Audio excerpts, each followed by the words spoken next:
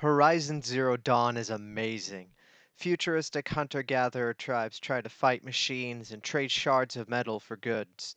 The echoes of the past dismantle the current social order. And then there's the religions. Oh, the religions. They're all so well thought out and developed. You can find their scriptures throughout the game and learn about what they believe. And their implementation in the game is just terrible.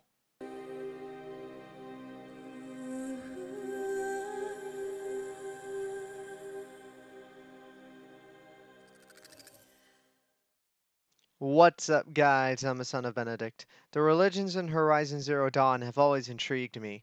I was fascinated to learn about how these people viewed the world that they are in. The religions are so integral to the story and how the world of Horizon runs. No other game I know of does that, and it's so good that a developer is doing it now. So, why did I say that their implementation was terrible?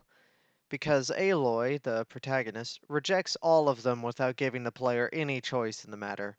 The developers were like, here's a bunch of well thought out religions that are essential to the story, and you get to participate in none of them. That's kind of dumb. Most video games today use religions to justify the actions of particular characters, but they never actually look at the tenets of the religions. The Dark Souls series does this a lot by adding a lot of religious characters without any context as to what they actually believe. When all the beliefs you have to go on are praise the sun, then the religion simply exists for the sake of the character. Horizon comes very close to breaking this by spelling out particular beliefs of these religions and fleshing out rituals. You can even witness a Karja sun priest performing a ritual in Meridian at consistent times during the day-night cycle. Once at sunrise, once at noon, and once at sunset. This is all thrown away by Aloy, being an atheist, at least an atheist in action, by refusing to participate in any of the religions. It's also implied that Aloy thinks religion is a waste of time, and in that case, why bother fleshing out these religions in the first place? However, because the religions are fleshed out, Horizon must be commended. Guerrilla Games is doing something with religions, making them fundamental to the story and actually spelling out particular beliefs, and this is all good. There's much to say about the religions of Horizon. You can learn a lot through dialogue, cutscenes, and texts. Obviously, as a Catholic, I believe all of these religions are fundamentally false. However, this doesn't mean I don't appreciate the inclusion of religion in games like Horizon. Religion is part of the human experience, and it wasn't until the late 1900s that it became a taboo subject.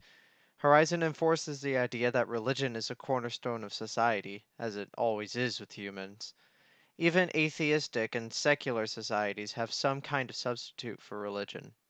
For example, the USSR was inherently atheistic, but there was a cult of personality around Stalin, and communism became a kind of religion in Soviet Russia. Horizon's exploration of religion, even its made up ones, brings a lot to the table for story oriented video games. Two religious aspects of Horizon stand out to me as a Catholic. First, the Karja tribe's Sun King specifically comments about his infallibility, and Cyan's statements at the end of the Frozen Wilds DLC. These events correspond to two doctrines in the Catholic Church: papal infallibility and divine pedagogy, respectively. Let's take them one at a time. According to Irid, the Sun Priest, the Sun King is by nature unknowable and infallible. This is something that the 14th Sun King Avad doesn't seem particularly fond of when you interact with him. The problem is, the 13th King Jiran said that the sun demanded human sacrifice. Even though Jiran slaughtered and killed thousands as a sacrifice to the sun, he's still considered infallible. In order to explain the atrocities of Jiran, Irid says that the sun can make lesser vessels go mad. Some chosen to be the Sun King aren't great people, and the righteousness of the sun burns their minds. At least that's how I'm hearing it. Irid clarifies saying that it is the sun that's infallible, but Aloy doesn't buy it. She thinks that the Sun has made a poor decision in choosing Duran as the Sun King. According to Karja scriptures, the Sun King listens directly to the Sun's will, and the King's word is law.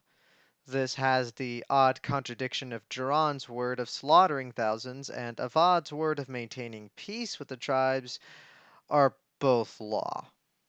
In the real world, the only authority figure comparable to the Karja's Sun King is the Pope. Catholics believe in something called papal infallibility. However, the meaning of the word infallible has been debated heavily up until the First Vatican Council. There were four sides to this debate: the ultramontanists, the moderates, the people who didn't want papal infallibility, and the inopportunists who could care less about the result. Of particular interest to us are the ultramontanists. They believe that the Pope's every word was law, similar to the Karja in relation to their Sun King. Pope Pius IX reportedly gave in to his own hype. When asked about the tradition of the Church regarding the infallibility of the Pope, he replied with, "Tradition? I am the tradition." I am the Senate. Ultimately, it was the moderates who succeeded at Vatican I.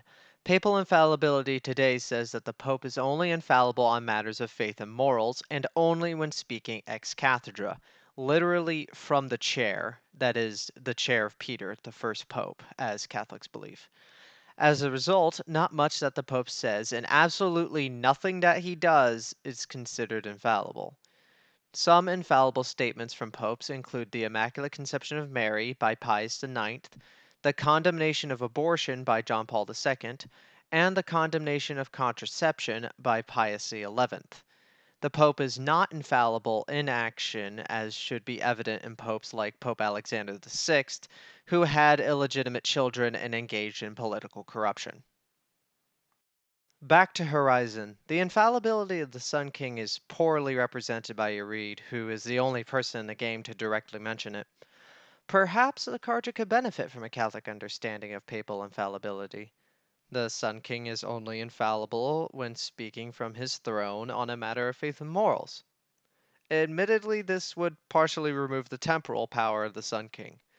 If the king admits that he's fallible in action and can do wrong, he wouldn't be able to maintain an absolute theocracy. However, Avad hints at the idea of changing that anyway. Honestly, the Karja appear to be moving in a Catholic direction with Avad for a leader. It's just upsetting that the Karja's own priests can't defend their faith in the king. Arid is left a bumbling mess after being challenged by Aloy. Blind faith ain't good, my dude. The other interesting event is Cyan from the Frozen Wilds DLC. Cyan has this dilemma at the end of her conversation with Aloy about how to break it to the Banuk that she is not a god, but simply an advanced AI. Up to this point, Cyan has concealed her nature as an AI and told Aurea, a Banuk shaman, that she was a spirit. Aloy has three dialogue options at this point. The fist option has Aloy tell Cyan to break the truth immediately. The heart option tells Cyan to just roll with the spirit title until directly asked. However, the brain option has Aloy tell Cyan to break the news slowly. This approach is very similar to what's known in theology as divine pedagogy. In the Old Testament, God did not reveal all of his true nature at once. Contrary to Cyan, God never directly lied to the people. He just explained to the Jews what they were capable of hearing at the time. The best example of this is the Trinity, that God is Father, Son, and Spirit. The Trinity was revealed in the New Testament through Jesus, and even then the Trinity took centuries to fully develop. It is true that God is Trinity, but he never revealed that to the Jews because it would have been beyond their understanding. The Jews would have thought that they were three gods to worship instead of one. Granted, the doctrine of the Trinity is still very confusing to this day, but considering the Jews were surrounded by religions with multiple gods, it makes sense that God would hide the fact that he's a Trinity. He wanted to enforce the idea that there was one God before revealing the Trinity. For those who have played Horizon, you probably picked up themes of anti organized religion. The director and writer for Horizon, John Gonzalez, does seem to indicate that the story is about faith versus reason in a few comments he's made. That and much of the community takes the game as being anti religion. However, none of this should scare you away. To my knowledge, Gonzalez only indicated the anti religion aspect in one interview, and the statement itself was vague. He's much more focused on the idea of discovery and searching for answers as opposed to the faith versus reason attitude. That and the game itself does not need to be anti religion. The detail added to the religions indicates much more respect for religion than animosity. If the intention was to attack religion, Guerrilla Games failed spectacularly. Horizon tells a story where religion cannot be separated from the world it inhabits, just as in real life. Saint Benedict and Saint Scholastica, pray for us. Hashtag Solar for Sun King.